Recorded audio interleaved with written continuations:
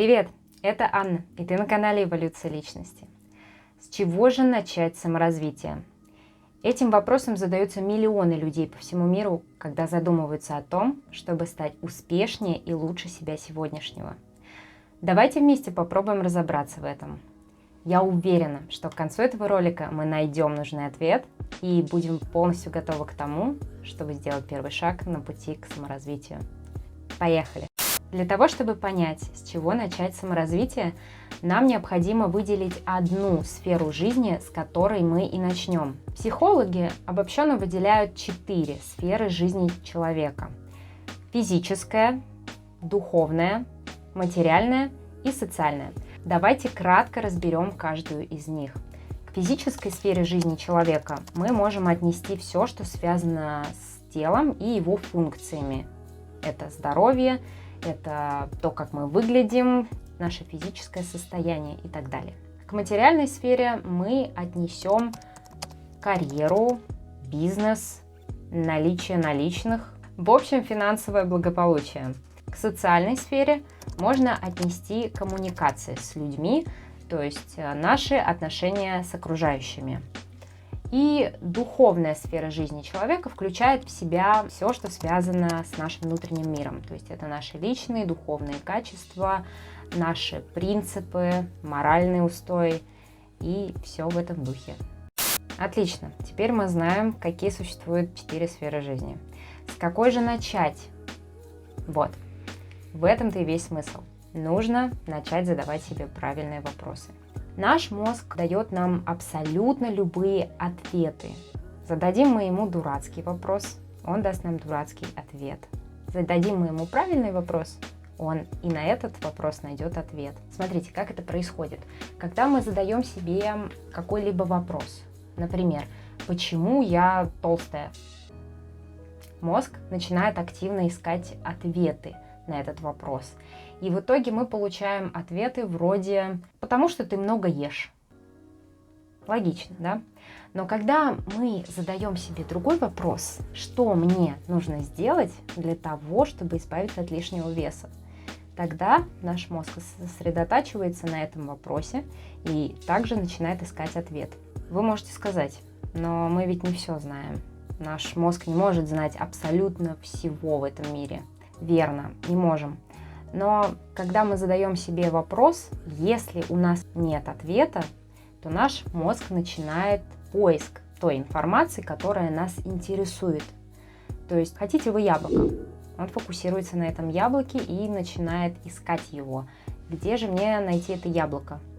Правильно, то же самое и с вопросами, которые мы задаем. Только, пожалуйста, ребята, я вас очень прошу, если вы не знаете ответа на какой-то вопрос, то ни в коем случае не говорите «я не знаю».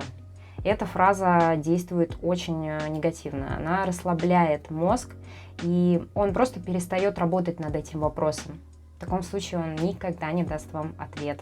Итак, приведу несколько примеров правильных вопросов. Чего я хочу от жизни? Каким я хочу быть через год, через 5 лет? Что я хочу иметь? Какие качества мне нужны? И подобные вопросы. Я советую вам выписать на бумаге все ваши ответы. Теперь, когда мы это сделали, я рекомендую вам также найти достаточно сильные «почему вы этого хотите». Например, вы написали «через год я хочу заработать 1 000 000». Вы должны подкрепить свой мозг необходимыми «почему». Я хочу заработать 1 000 000 через год, потому что я хочу купить машину, потому что я хочу путешествовать, потому что я хочу помочь бездомным. Любые причины, которые вас мотивируют. Только очень важно, чтобы они были очень-очень мотивирующими. Теперь, когда мы это сделали, мы выписываем на листок бумаги все 4 сферы жизни. Напомню, физическая, материальная, духовная и социальная. Теперь самое главное.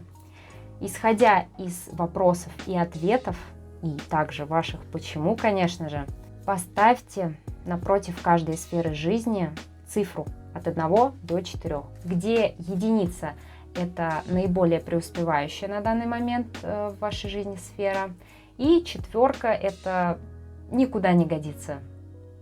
Кстати, пока не забыли, подпишитесь на канал. Впереди еще слишком много интересного, чтобы это пропускать. Ну что ж, теперь самое интересное. Мы анализируем свой список и начинаем именно с той, напротив которой мы поставили единицу.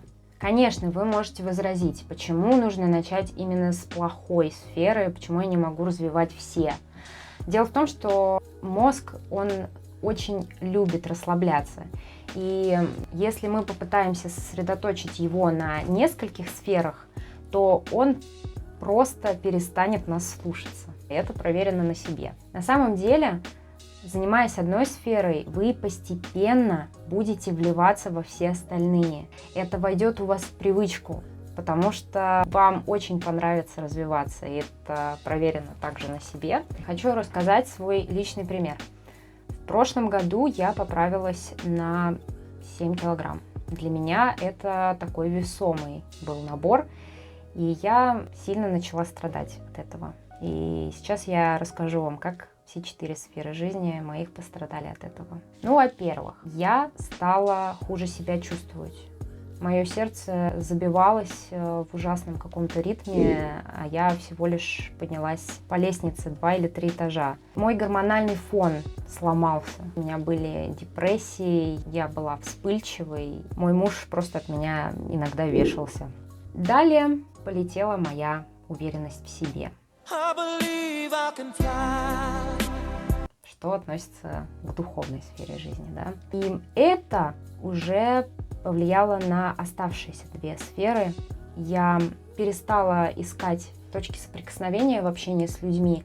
Мне всегда казалось, что они хотят меня как-то задеть, как-то обидеть. Все ведь зависит от нашего самочувствия, правильно? Если я сама себе не нравлюсь, то как я могу нравиться окружающим? И, конечно же, материальная сфера жизни тоже полетела. От уверенности зависит у нас очень многое.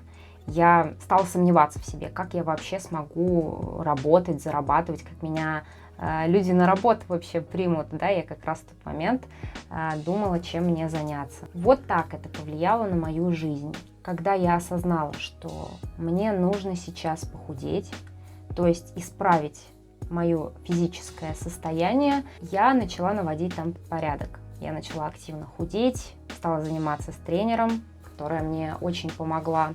Сейчас я чувствую себя гораздо лучше. Мои отношения с мужем стали крепче. Я перестала выносить ему мозг, перестала заниматься ужасным самобичеванием. Я занялась делом, наконец-то, которое мне очень-очень нравится, которым я очень давно хотела заняться.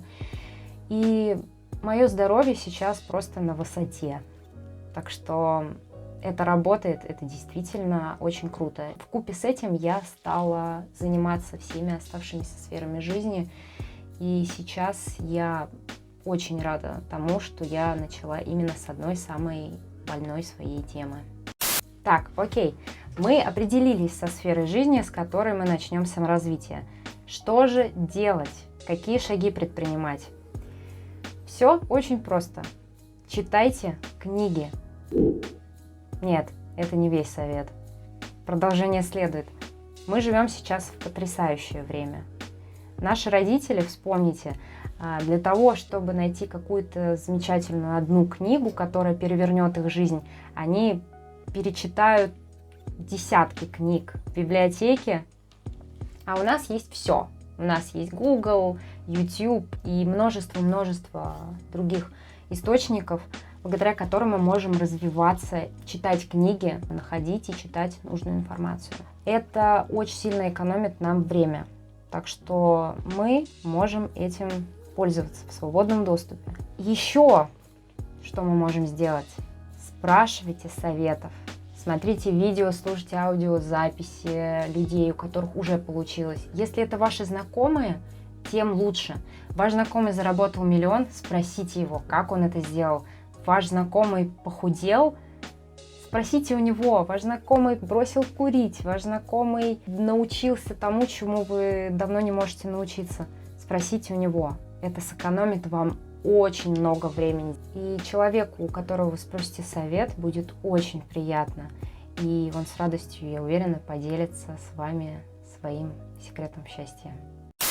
Конечно, также очень важно развивать решимость и способность действовать. Но об этом мы поговорим уже в следующих роликах, подробно все разберем. А пока что вот вам цитата на раздумье. Эйнштейн сказал: «Самая великая формула человечества – это формула сложных процентов». Представьте только, если вы будете делать всего лишь на 1% больше ежедневно, то через год вы будете на 365% лучше, чем сейчас. С вами была Анна. До новых встреч. Пока.